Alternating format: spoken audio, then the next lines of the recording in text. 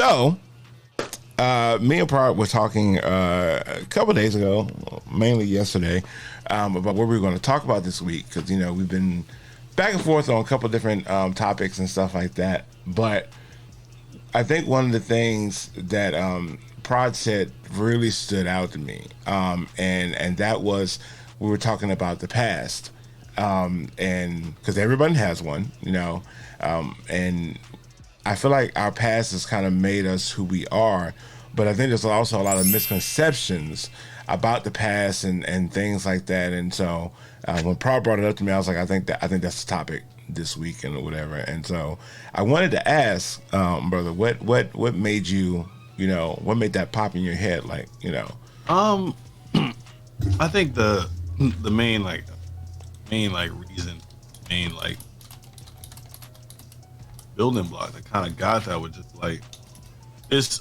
I don't know, like I just got hit with like a huge like depression, and it's like not really. I have no reason, no issue, but it was just like one of those things where it's just like old habits or old things just like come to the surface. Right? Well, not necessarily were, I guess, solved, explained, or like dealt with. And everybody deals with sometimes seasonal depression, or just sometimes it just hits you randomly. And I think that like kind of hit it, because I was like, I don't even know why I'm this way. Like, I don't even know why I feel this way, but like it's probably something I have that's just not being dealt with properly, effectively, or at all. Yeah. I think that's a lot of where like a lot of depression comes from. I know me personally, there's plenty of things that have happened in my life, and not all of them bad either, just circumstances and stuff like that, and you kind of hold on to certain things. I mean, for people to talk about that past, for some people, it's a very simple conversation. Like, hey, this is who I am, and this is where I've been, and blah, blah, blah. I know even me personally, like now I'm able to do that. But there at one point in my life, I wouldn't talk about anything associated with my past. Jack shit. Huh? Wouldn't be able to talk about jack shit. Yeah, no conversation. Yeah, nothing. You know what I'm saying? There's certain things that happen to people, and you kind of just shut it off, and kind of move it to the side in order for you to deal with it later. And I think that's why conversations about the past are important, because as I was saying before, that there's a big misconception about, who you are after the fact. Because a lot of us have dealt with our trauma, and we'll talk about that, and decided that, they're going to be a better person, but they made that change, but the people around them might not have made, changes about their perspective of us as people, you know what I mean?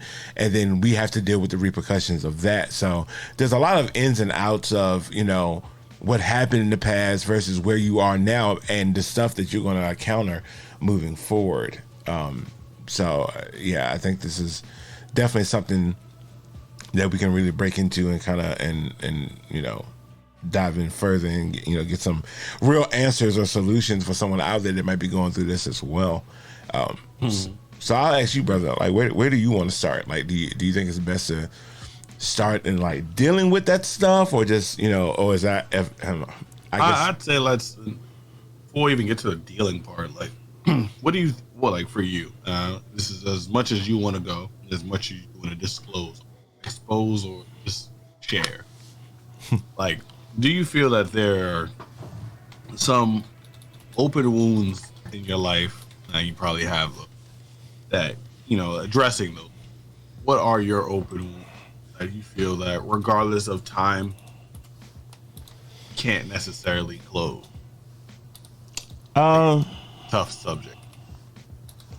I think one of the main ones for me, a wound that won't close, or a scar that's not healing correctly, is the fact that I sacrificed a lot of my childhood.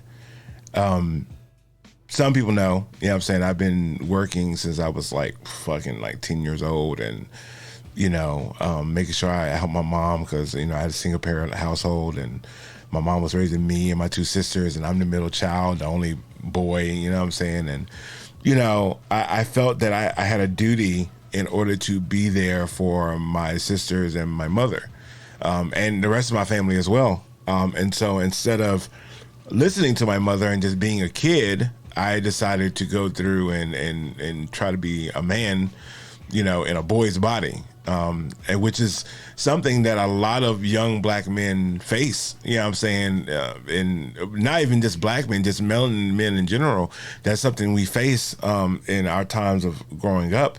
You know, seeing, you know, one or both of our parents struggle and trying to step in and you know, be an adult, you know, who should technically be in a child's place. I mean, that happens every day. And so now, as an adult, what I've realized about that time is that, to me, was I doing the right thing? Yes. Would I do it again? Of course. But the problem lies is that I've taught myself things that I can't unteach. You know what I'm saying? Like, I can't unlearn, you know, the behaviors that now I'm trying to navigate around, like something as simple as not asking for help. I've been burned too many times in the past, you know, and asking for help, it's not that I don't want it or don't know that I need it, but it's a simple fact that if I ask for it, there's a great possibility that I'm going to be let down, and I've gotten rid of a lot of those expectations. So now I just hustle and do whatever I do. Like right now, I'm streaming, I'm driving for Uber Eats, I'm working a full-time job, I'm trying to run a business in the background, trying to be a father, you know what I'm saying, stuff like that. And, you know, be a friend, a son, all that, trying to wear all these hats at the same time. And it's because that I don't know anything else. I have taught myself to survive, not thrive. And that's a big problem in the melanin community. Like, we've been taught this from jump, and it's hard to break that cycle. So if I had anyone, that would be my big one, for real. Yeah, I mean, I can almost attest to the same, same thing. Or like being raised, I think we have kind of had different, it's not cultural. Like, I lived in the city, you lived more in the rural area, correct, right? Yeah. I was. And we kind of still had the same type of background. Like, I was raised in a single parent household. Mother really didn't have much, and I was brought to the reality of things very early. So it wasn't one of those, like, as a kid, like the power went off and it was like, oh, what happened? Oh, it's a thunderstorm. Like, I knew we were delayed. I knew that, sometimes my mom would be like, oh, what you want for lunch? Like, what you want for dinner? Like, she's trying to, put her change together to buy me something. I'm like, nah, we got stuff at the house, knowing that it was just cereal. Yeah. Like, those type of things, like you said, like, I feel like I did have a good childhood. I'm not going to put those things and say I didn't. But there were opportunities where I wasn't really able to be a child. And it was more of, as you said, like, I was in a position as a young adult at the age of like 6, 7, 8, 9, and 10. Like, I was, and not only being, a black man, also being in, New York City, where it's just like NYPD ain't shit. I'm saying, like, stop and frisk was a very real thing. All right. Like, so growing up and being forced to develop very early created a lot of barriers for me. So, like, even now, like, I feel like I have a lot of associates. I don't like to throw the friend thing around, because I know how real those things are. People call each other friends. They're like, oh yeah, you're friend, you're my best friend. And you're like, I just met you. Right. Like, right. But like when I I have a lot of walls. So, like, there's no, as crazy as it is, as close as I am, there's not really one person I feel that in the world knows who I am as a full conceptual person. Like, a whole 100% knows who I am, cover to cover. I've given people different versions of the book. Like, some people have read like the what is it, fucking Spark Notes version. Some people have read the Prod for Tots version. Some people have read the study guide. Some people have read the intro or the act. Like, no one has ever gotten the full whatever many pages, and it's kind of hard because, like you said, I've been burnt before. Yeah. And like, even, I'm not gonna go too much into detail, but like what happened a couple, years ago, I had trust in people, and it was all burned. It was all, and I was thrown in the fire, and I was expected to be the one to take all of it. And I, based on how I was raised, and based on my morals, and based on who I am, like, it's certain things I'm just not gonna do. Like, I'm not gonna badmouth a woman. I'm not gonna drag somebody on purpose without actual proof. Like, there's certain things I'm just not gonna do, regardless if I'm right, wrong, or indifferent. So, Right. I keep a lot of people at distance, not because I want them to be. It's just I don't know how else to, operate with. Like, it's like I have to know you a certain amount of time. I have to put you through the danger room a couple of times to see how you're gonna survive, because I want you to be around fire, not expecting to sweat, because that's what my life is. Like, my life is just a cornucopia of different type of Boy Scout knots.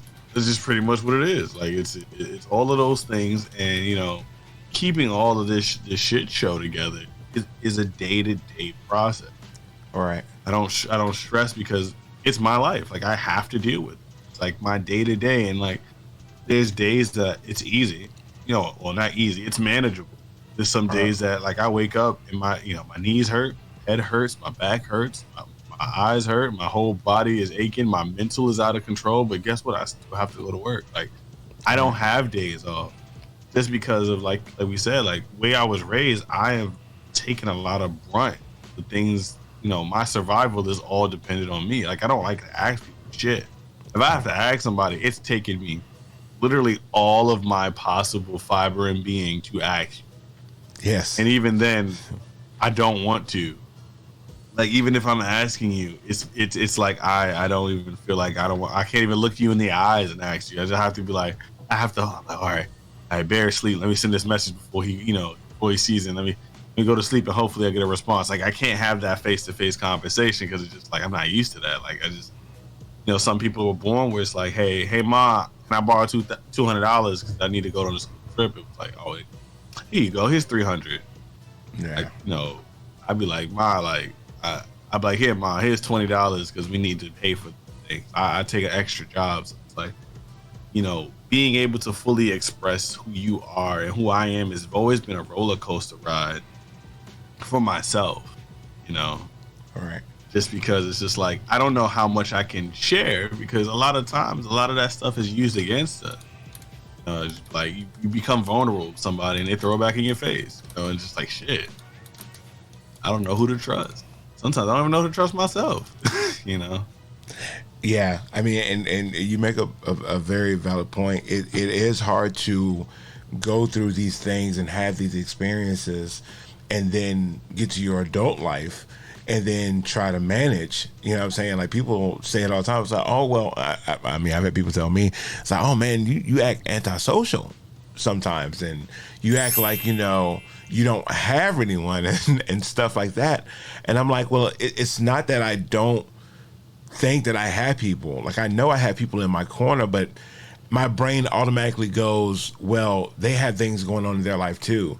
They have bills they have to pay. They have, children they have to take care of. Like, I know what I'm dealing with. And another big point that really hit home to me, bro, is when you were saying that, it's one of those situations where not only do I not want to express that need for help, but I've just gotten to that point where I don't think it's even worth the try. Like, we've trained ourselves to be like, I don't think asking is going to do anything. I'm just going to overextend myself and get it done. And it's such, I mean, realistically, it's such a bad mentality to have. Let's be honest. Oh yeah, we're very toxic. We hate ourselves every day. Yeah, but it's just like, it's fight or flight. You know what I'm saying? Like, that's the basic, survival tactic that we learn. And it's like, do I walk outside completely naked and they're shooting out spears and arrows, or I develop tougher skin? Tougher skin. And then it sucks, because sometimes you come across these wonderful, amazing people who are just like beacons of hope, and they give you they give you a glimpse of like, oh, maybe this is, and then it's like your reality sets in. It's like, well, maybe they could just be fake. Like maybe they all could be this, or they could be that, or like I don't want to do it. And then sometimes I push a lot of people away for the simple fact that sometimes patterns look very similar. Like, oh, we've been friends, we hang out, I text them, we text every day, and then like one day they miss the text. I'm like, oh, okay, maybe they busy. Like I'm very, I won't say humble, but I'm very considerate of other people. Just like sometimes I don't like to bother people either. Like I sometimes feel like general conversation or general interactions that I would do for other people or do to other people, that I almost overlook it when it's done for me, because it's like maybe I give excuses for other people. Oh, they just probably didn't do that because they're busy with work. And I'm like, then sometimes I'm like, I'm busy with work, but I still make time. So it's like, yeah, I realize like if I can make time and they can't make time, I'm just gonna cut people off. Like I'm very historically good with cutting people off. Like just whimsical bullshit. It's like, oh man, it's my birthday. They ain't tell me happy birthday. I'm gonna just delete them out of my life, easy. And it's like, it's some things are small, but like you do have to. Life is very unpredictable, so you do set those expectations. Like I was always told, expect the worst, hope for the best. So you're never disappointed. Yeah. You've already, like, if I go outside and I go to my job and I'm like, all right, the whole building's gonna burn down, it's gonna cave in, I'm gonna have no job, and I walk in the building, all right, it's not caved in, but it's on fire. I expected the worst. This is not the worst. I can do this, and it's almost the mental jumping jacks or Olympics that we put ourselves through is almost much more worse than the physical strain that we put on ourselves. Like working every day is hard. The sleepless nights and the multiple scenarios that we place ourselves in is almost just as bad. I mean, honestly, the mental strain is just as bad, if not worse, because the big difference between physical pain, right, and then like the mental stress is that the physical pain can be it can be fixed, you know what I'm saying? And if not fixed, it can be managed, right? Whether you're talking about, oh, I'm gonna sleep in today, or I'm gonna take a leave, or whatever the case may be, or I'm just gonna go smoke, or I'm gonna drink, or something like that. Like there's things that you can do to deal with that, but mental scars usually are forever until it's actually dealt with. Like we're not talking about, oh, I got cut or I sprained my ankle or something like that, and I'm gonna wrap it up and I'm gonna give it time. There is no, I mean, let me preface this. Most things can be healed with time, right? But mental scars, it's like being diabetic times 10. Like it takes forever to heal those things. It takes so much care and so much day-to-day work just to make sure that you can, one, identify what's going on, address it, and then heal it. It's just fundamentally different when it comes to the mental stress. And I tell you one thing, I find it very hard, or from what friends and family that I've seen, it's hard for people to go through and even identify what's happening. Like, it's so easy to shove that off. Oh, I mean, of course I'm stressed right now. You know what I'm saying? Bills are coming up and, my kids are here and they're going back home soon and that sucks and da-da-da. And you just make these cascade of excuses, you know what I'm saying, about why this is happening and why you're pushing it off until one day, and this happens to all of us, where it just catches the fuck up. It just comes out of nowhere and grabs you, and there's nothing you can do about it. You spoke to that time where you felt like, oh man, like this is on my mind. You know what I'm saying? It's that time of the year or whatever the case may be. But all that is all of that catching up. And that's what truly sucks about that mental scar. You know what I mean? It hurts, man. It hurts, and it really literally dictates everything that you do. I'm a firm believer in the fact that I don't think our past makes us who we are, but it molds our behaviors moving forward. Like, I don't have to be the person that I was when I was fucking 16 years old. Obviously not. I know so much more information. I know how to carry myself. I know how to handle myself, whatever the case may be. But even though I'm not that person, how I do things as an adult is a direct correlation as to what the fuck I experienced when I was 16 and 17 years old. They go hand in hand, right? I don't have to be that same person, but I guarantee you that something stayed. It's just how, or you know, I chose to be a certain way, like cutting people off, because I do that shit too. Like, yeah, I mean, it's what remains. Like, if it's the most resilient pieces of your body that stays. You know, even if they're toxic, even if they're positive. If I was to set fire to a forest, but this one tree survived, that's strong. That's gonna stay. That's gonna continue to exist, regardless of the actualities of it. It's just what we do to cope and survive. It's a survival tactic. You know, as much as it, you know, I would wish shit I could just be like, yeah, the world is all, you know, sunshine and rainbows and gumdrops and anime titties. It's not always that, and it's just how we have to, you know, pretty much cope to be able to exist every day. And for some people, it's like the suit of armor. Some people don't have that, you know, level 900. We went through all the raids in Destiny, and we got all this strong ass, you know, gear that we have to take off every single time we go back to base to be able to finally, like, you know, like, and sometimes it's too much. Sometimes it's too much work to take off that armor. That suit of armor, it protects us. right. Sometimes we go to sleep with that armor on. And sometimes we wear that armor every single day, so much so that we forget that it's just armor and it's not our real skin. But, and that's what, you know. But you know, I don't mean to cut you off, but you know, the other thing too is I feel like other people forget that armor is necessary. Exactly. And honestly, that's one of the saddest parts to me, because to me personally, like, you know, like we talk about stuff, especially what you mentioned earlier, right? I remember when you called me and was, you know, and sent me that message. I was like, you know, I understand why you're telling me, because I'm gonna tell you something, Chad. This man basically told me that he wasn't going to be my friend anymore, that he wasn't going to be around, that we couldn't deal, you know what I'm saying? Like, that we couldn't be associated with each other. And the entire time I'm like, bro, what the fuck are you talking about? You know what I'm saying? Like, I know you, okay? Like, I know you. You are my brother. You know what I mean? Like, there's no question about who you are to me. So if something's going on, I need you to talk to me so I can be here instead of shutting me out. Now, in the beginning of it, because I'm pretty sure I pissed this motherfucker off plenty of times as well. In the beginning, I shut him out. Well, he was shutting me out. You know what I'm saying? Like, you know, I was like, no, man, you know what I'm saying? I'm just letting you know I'm doing this and I'm going to work it out or whatever. And I'm like, you cannot fucking do that.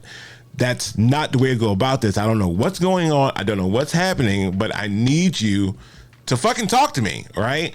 And as we talked and as, you know, we got deeper into what was going on and things of that nature, the first thing I said to myself was like, I am a fucking asshole for pressuring this man to talk about something that he wasn't ready to talk about, right? Now, mind you, now, was I doing that because he's my brother? Yes. I do that to anybody. Anybody that knows me, I don't mean to do it, but I get so concerned when I'm just like, yo, just fucking tell me what's happening so I can help. You know what I'm saying? So I can be here.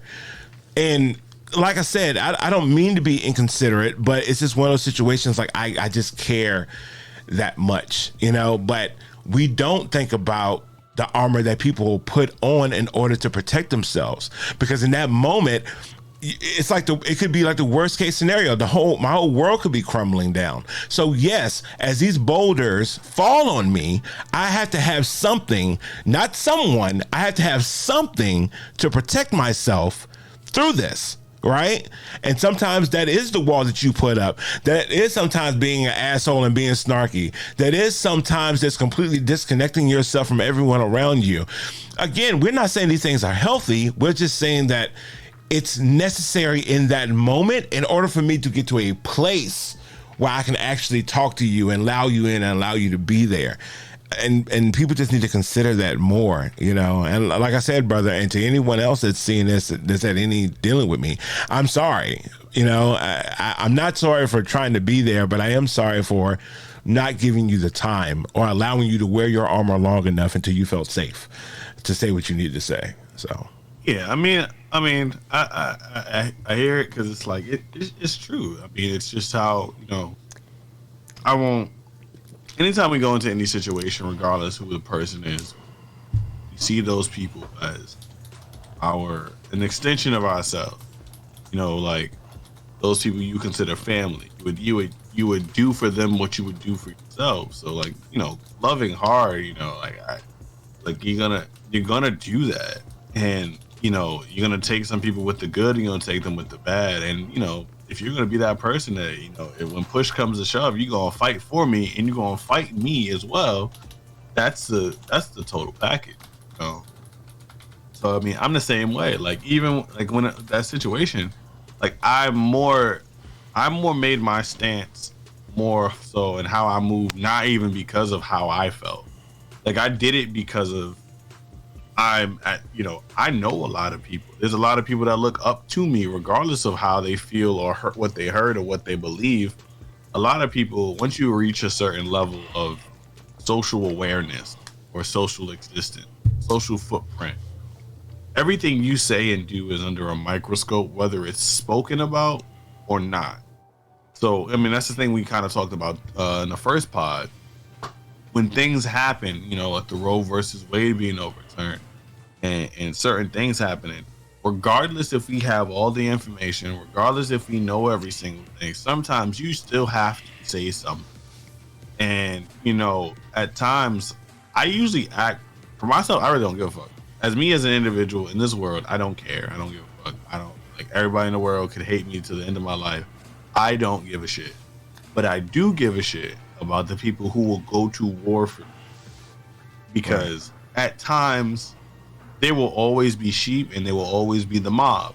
And I would hate for my people to fight for me and then be turned into villains. right. So I'd rather take all the blunts, because I know what I can endure. I know what I can endure. I know what I can take. I will carry my cross and I would drag it all the way to the top and lay across and take my hits. But I don't want anyone else to do anything. Right. Because I know what I can endure. It might take me a week, it might take me a month, it might take me 17 years, but I know what I can take. That armor will not break, it won't bend, it'll be heavy as shit. I might fall, but I'm gonna get back up. But I don't know how strong everyone else is. Right. You know, so it's one of those things you know, the head of the table. You have to take those things. And sometimes it's a pride thing. And I think sometimes I have to step outside of it and realize that there are people around me that will shoulder that weight, regardless what they have going on, regardless about what if the job, their family, their life expectancy, their health, their wealth, their finance. They will still go to war with me and not just fight, but just support me.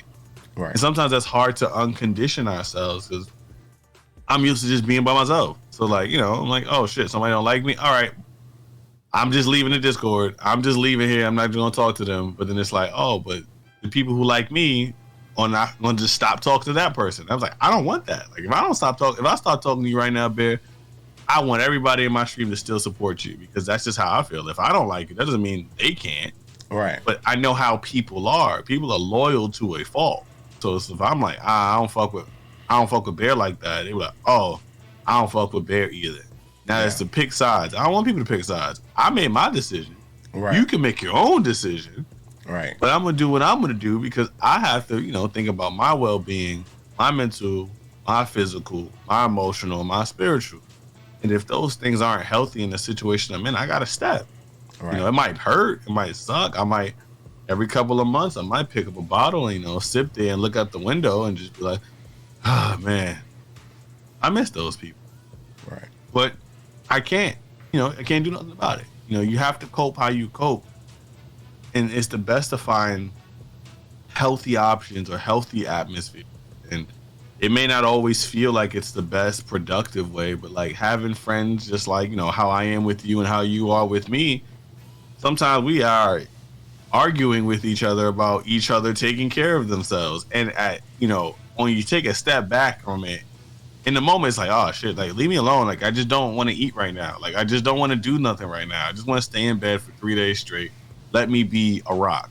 Right. Then you take a step back and you be like, that's dumb. Like he cares. Right. He's only arguing with me because he cares. Like it's not like he's just arguing with me for the sake of it. Right. So it's sometimes like there's certain people, and I think how we kind of deal with these open wounds is that I like to say it's like we have different presets. How I engage with you is completely different how I engage with anybody else. Just because you can handle the cracks in my armor. You see them. Not everybody sees them. Like you know where to stand if there was a wave hitting me. You know my blind spots. You'll stand to cover those blind spots. Other people, they might see a wave and they be like, he got it. All right, I'll talk to you next week. Right. So it's like I can't let all my guard down with everybody. Right. But some people you can. And those people, as much as we try to not trauma dump, we try to, let a little bit out, piss a little bit in the pool. We don't make the whole pool turn a certain color. We just want that little area as you walk. I know y'all peed in the pool once. Ain't gonna talk about that. It all happened. You know what I'm saying? Y'all little peed and swim around other people.